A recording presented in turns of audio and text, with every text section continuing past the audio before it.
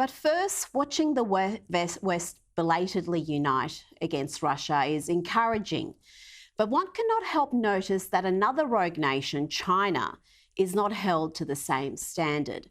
We've seen how Russia has been rightly punished and ostracised by the international community, from the imposition of wide-ranging economic sanctions to the embarrassment of being thrown out of sporting events like the Soccer World Cup. In contrast, China was allowed to host the Winter Olympics last month, despite its unlawful action in the South China Sea, the brutal crackdown on Hong Kong, and the fact that the Chinese Communist Party lied about the origins of the coronavirus pandemic, actively destroyed evidence, and silenced whistleblower doctors who tried to warn the world about what was happening in Wuhan. Then there is not the inconsequential matter of China's sadistic persecution of religious minorities that sees more than 1 million Uyghurs in concentration camps subjected to horrors, including forced abortions and sterilisations. The West must show a strong, united front and not wait until Beijing fulfills its promise of invading and reclaiming Taiwan. But far from taking a stand against Chinese aggression, the world continues to kowtow to China.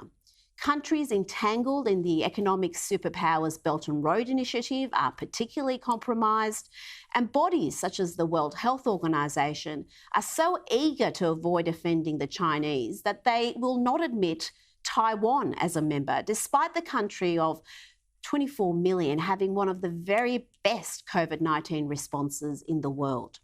The cowardice extends to the corporate world, where grovelling to China is almost a KPI, even for companies that love grandstanding on social and political issues in the free world.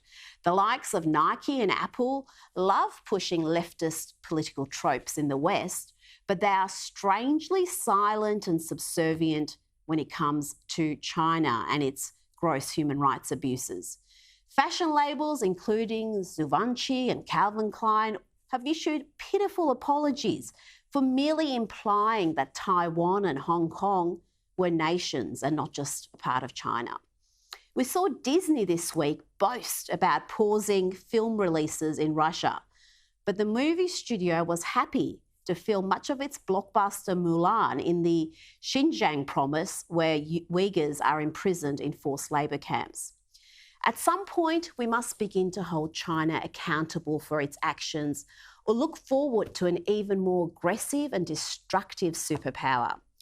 But perhaps it's already too late and we have missed the opportunity to halt China's global ambitions. It's a frightening prospect, but the truth is we didn't act when China took the South China Sea. We didn't act when they militarised the islands in the South China Sea. We didn't act when they took Hong Kong, breaching the handover agreement. And of course, we've done nothing really about the gross human rights abuses within China.